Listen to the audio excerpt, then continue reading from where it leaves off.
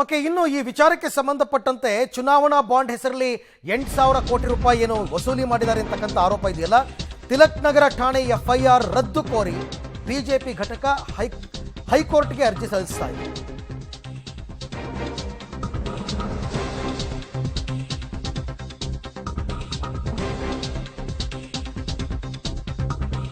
ತಿಲಕ್ ನಗರ ಠಾಣೆಯಲ್ಲಿ ಈಗಾಗಲೇ ಎಫ್ಐಆರ್ ಏನಾಗಿದೆ, ಈ ಎಫ್ಐಆರ್ನ ರದ್ದು ಮಾಡೋಕ್ಕೂ ಅಂತಂದ್ಬಿಟ್ಟು ಹೈಕೋರ್ಟ್ಗೆ ಒಂದು ಅರ್ಜಿ ಸಲ್ಲಿಸ್ತಾ ಇದೆ ಬಿಜೆಪಿ ಕಾನೂನು ಘಟಕ. ಇವತ್ತು 2:30ಕ್ಕೆ ವಿಚಾರಣೆಯನ್ನು ನಡೆಸುತ್ತೆ ಹೈಕೋರ್ಟ್.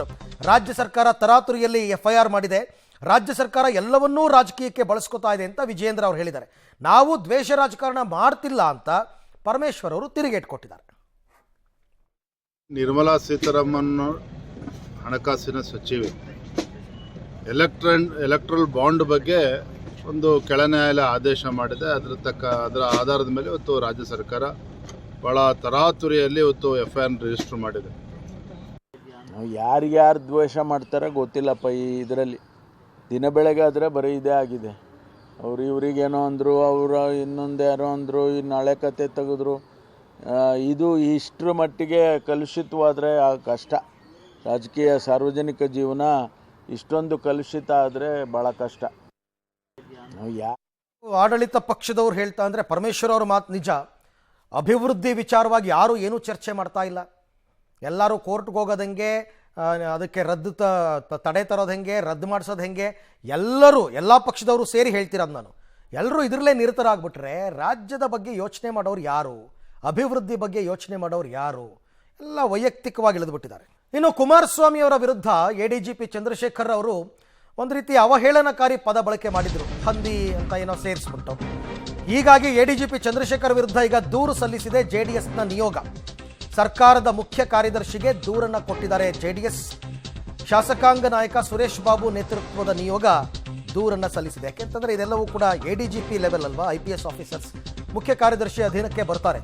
ಹಾಗಾಗಿ ಈ ಅಧಿಕಾರಿಗೆ ಎಷ್ಟು ದರ್ಪ ಮತ್ತು ಧಿಮಾಕು ಈ ರೀತಿ ಮಾತನಾಡೋದಕ್ಕೆ.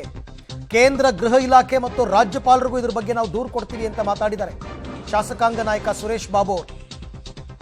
ಹೆಂಗೆ ಮಾತನಾಡಿದ್ದಾರೆ, ಹಂದಿಗಳ ಜೊತೆ ಗುದ್ದಾಡೋದು ನಮಗೂ ಕೆಸರು ಮೆತ್ಕೊಳ್ಳುತ್ತೆ ಮತ್ತು ಹಂದಿಗಳಿಗದು ಇಷ್ಟ ಆಗುತ್ತೆ ಅಂತೆಲ್ಲ ಏನೋ ಅವ್ರ ಪತ್ರದಲ್ಲಿ ಬರ್ಕೊಂಡಿದ್ರು. ಅದು ನಿಮಗೆ ಅಂತ ಯಾಕೆ ಅನ್ಕೋತೀರಾ ಅಂತ ಕಾಂಗ್ರೆಸ್ ನಾಯಕರು ಮಾತನಾಡಿದರು. ಈಗ ಸರ್ಕಾರದ ಮುಖ್ಯ ಕಾರ್ಯದರ್ಶಿಗೆ ದೂರು ಹೋಗಿದೆ ಜೆಡಿಎಸ್ನ ನಿಯೋಗದಿಂದ. ಅಷ್ಟೇ ಅಲ್ಲ, ನಾವು ಕೇಂದ್ರ ಗೃಹ ಇಲಾಖೆಗೂ ಪತ್ರ ಬರಿತೀವಿ, ರಾಜ್ಯಪಾಲರಿಗೂ ದೂರು ಕೊಡ್ತೀವಿ ಅಂತ ಕಿಡಿಕಾರಿದ್ದಾರೆ. ಅಧೀನದಲ್ಲಿ ಕೆಲಸ ಮಾಡ್ತಕ್ಕಂಥ ಒಬ್ಬರು ಅಧಿಕಾರಿ, ಒಬ್ಬರು ಕೇಂದ್ರ ಸಚಿವರಾದಂಥ ಸನ್ಮಾನ್ಯ ಕುಮಾರಸ್ವಾಮಿ ಅವರ ಬಗ್ಗೆ ಅವೇಳನಕಾರಿಯಾಗಿ ಅವ್ಯಾಚ ಶಬ್ದಗಳಿಂದ ಏನು ಅವರು ಮಾತನಾಡಿದರೆ, ಇದನ್ನು ಖಂಡಿಸಿ ನಾವು ಇವತ್ತು ಒಂದು ಪ್ರತಿಭಟನೆ ಮತ್ತು ಒಂದು ಮೆಮೊರಂಡಮನ್ನು ಕೊಟ್ಟು ಈ ಥರ ಅಧಿಕಾರಿಗಳನ್ನ, ದರ್ಪ ದಿಮಾಕ್ ಇರ್ತಕ್ಕಂಥ ಅಧಿಕಾರಿಗಳನ್ನ ಇವತ್ತು ನಮ್ಮ ರಾಜ್ಯದಲ್ಲಿ ಇಟ್ಕೊಂಡಿರ್ತಕ್ಕಂಥದ್ದು ಎಷ್ಟು ಸರಿ ಸರ್ಕಾರ ಅಂತಕ್ಕಂಥದ್ದನ್ನ ಮೊದಲು ಸರ್ಕಾರನ ಪ್ರಶ್ನೆ ಮಾಡಲಿಕ್ಕೆ ಬಯಸ್ತೇನೆ. ಒಬ್ಬರು ಚಂದ್ರಶೇಖರ್ ಅಂತ IPS ಅಧಿಕಾರಿ ಬೇರೆ ಕೇಡರ್ನವರಾಗಿದ್ದು ಇಲ್ಲಿ ಸುಮಾರು 2009ರಿಂದ ಇಲ್ಲಿ ಸೇವೆಯನ್ನು ಸಲ್ಲಿಸ್ಕೊಂಡು ಬಂದಿರತಕ್ಕಂಥ ವ್ಯಕ್ತಿ. ಯಾರೇ ಆಗಲಿ ಇಲ್ಲಿ ಡೆಪ್ಯುಟೇಷನ್ ಮೇಲೆ ಬರ್ತಕ್ಕಂಥವ್ರು 5 ವರ್ಷಗಳ ಕಾಲ ಬೇರೆ ರಾಜ್ಯಗಳಲ್ಲಿ ಸೇವೆ ಮಾಡಲಿಕ್ಕೆ ಅವಕಾಶ ಇರ್ತದೆ. ಆದರೂ ಅವರು ಬೇರೆ ಬೇರೆ ಕಾರಣಗಳನ್ನು ಕೊಟ್ಟು ಕಾನೂನು ರೀತಿಯಲ್ಲಿ ಅವರು ಬಂದು ಕಾನೂನು ಮೊರೆ ಹೋಗಿ ಇಲ್ಲೇ. ಈ ಬಗ್ಗೆ ಮತ್ತಷ್ಟು ಮಾಹಿತಿ ನನ್ನ ಕೊಲೀಗ್ ರವೀಶ್ ಅವರಿಂದ ಪಡ್ಕೊಳ್ಳೋಣ. ರವೀಶ್, ಈಗ ಇಂತಹ ಪ್ರಕರಣಗಳಲ್ಲಿ ಒಬ್ಬ IPS ಅಧಿಕಾರಿ ವಿರುದ್ಧ ದೂರನ್ನು ಕೊಡುವಂತಹ ಸಂದರ್ಭದಲ್ಲಿ ಮುಖ್ಯ ಕಾರ್ಯದರ್ಶಿಗಳು ಯಾವ ರೀತಿ ಕ್ರಮವನ್ನು ತಗೊಳ್ಳೇಬೇಕು ಅನ್ನೋದೇ ಆದರೆ ಅವರ ಅಧಿಕಾರ ವ್ಯಾಪ್ತಿ ಯಾವ ರೀತಿ ಇರುತ್ತೆ ಅಂತ? ಅರವಿಂದ್, ಪ್ರಮುಖವಾಗಿರ್ತಕ್ಕಂಥದ್ದು ಇಲ್ಲಿ ಮುಖ್ಯ ಕಾರ್ಯದರ್ಶಿಗಳು ಅವರ ವಿರುದ್ಧ ಕ್ರಮ ತೆಗೆದುಕೊಳ್ಳಲ್ಲ ಅನ್ನೋದಕ್ಕಿಂತ ಮುಖ್ಯವಾಗಿ ದೊಡ್ಡ ಮಟ್ಟದಲ್ಲೇ ರಾಜಕೀಯ ನುಸುಳಾಡ್ತಾ ಇದೆ ಅನ್ನೋದು ಕೂಡ ಸ್ಪಷ್ಟ.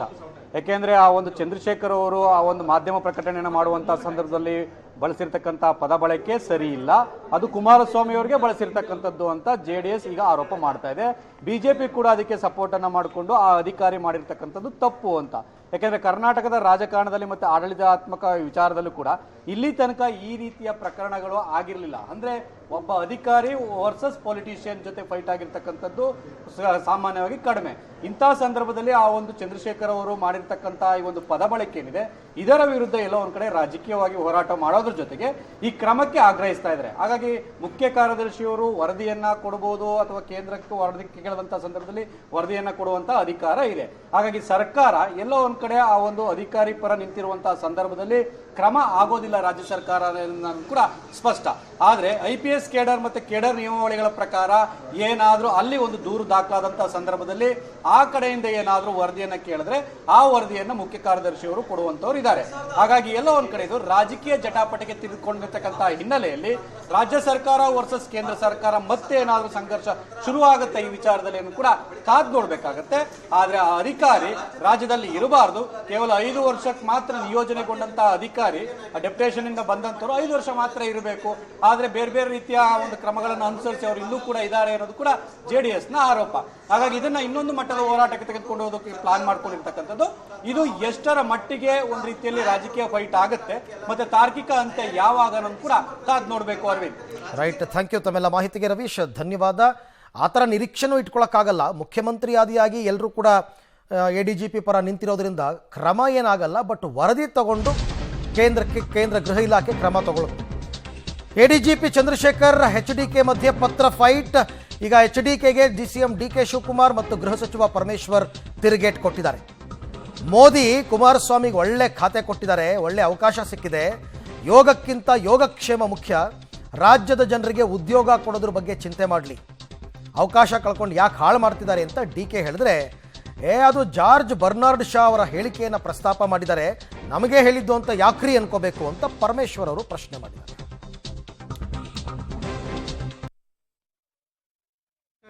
ಆರೋಪ ಮಾಡ್ತಾ ಇದ್ದಾರೆ ಅದು ಅವ್ರಿಗೂ ಇವ್ರಿಗೂ ಇಬ್ಬರಿಗೂ ವಿಚಾರ. ಎನ್ಕ್ವೈರಿ ಮಾಡೋರು ಅವರು, ರಿಪೋರ್ಟ್ ಕೊಟ್ಟಿರೋರು. ನಮಗೂ ಇದಕ್ಕೂ ಸಂಬಂಧ. ತನಿಖಾಧಿಕಾರಿ ಮೇಲೆ ಆರೋಪ ಮಾಡ್ತಾ ಇದ್ದಾರೆ ಅದು ಅವ್ರಿಗೂ ಇವ್ರಿಗೂ ಇಬ್ಬರಿಗೂ ವಿಚಾರ. ಎನ್ಕ್ವೈರಿ ಮಾಡೋರು ಅವರು, ರಿಪೋರ್ಟ್ ಕೊಟ್ಟಿರೋರು. ನಮಗೂ ಇದಕ್ಕೂ ಸಂಬಂಧ. ತನಿಖಾಧಿಕಾರಿ ಅವರಿಗೆ ಪೊಲೀಸ್ ಅಧಿಕಾರಿಗಳಿಗೆ ಒಂದು ಮ್ಯಾಂಡೇಟ್ ಇದೆ, ಎನ್ಕ್ವೈರಿ ಮಾಡಿ ಅಂಥೇಳಿ ಅವರಿಗೆ SIT ಮಾಡಿದ್ದಾರೆ. ಕಾನೂನಾತ್ಮಕವಾಗಿ SIT ಮಾಡಿದ್ದಾರೆ. ಅವ್ರ ಕೆಲಸ ಮಾಡ್ತಾರೆ. ಅದಕ್ಕೆ ಅಡ್ಡಿಪಡಿಸಿದರೆ, ಕೆಲಸ ಮಾಡೋದಕ್ಕೆ ಅಡ್ಡಿಪಡಿಸಿದರೆ ಅವರಿಗೆ ಆದಂಥ ಕೆಲವು ಕ್ರಮಗಳಿದ್ದಾವೆ. ಅದನ್ನು ಅವರೇ ತಗೊಳ್ತಾರೆ, ಪೊಲೀಸ್ನವರೇ. ಅದು ಬಿಟ್ಟು ನಾನೇನು ಹೇಳಕ್ಕೆ ಹೋಗೋದಿಲ್ಲ. ಅತ್ಯಂತ ಹಿರಿಯ ಅಧಿಕಾರಿ ಆ ಥರದ ಪದ ಬಳಕೆ ಮಾಡೋದು ಎಷ್ಟು ಸರಿ ಅಂತ ಆ ಥರ ಆಕ್ಷೇಪ. ಏನು ಪದ ಬಳಕೆ ಮಾಡಿದ್ದಾರೆ? ಸಿಬ್ಬಂದಿಗಳಿಗೆ ಬರೆದಂಥ ಪತ್ರದಲ್ಲಿ. ಹೌದು, ಏನು ಪದ ಬಳಕೆ ಮಾಡಿದ್ದಾರೆ?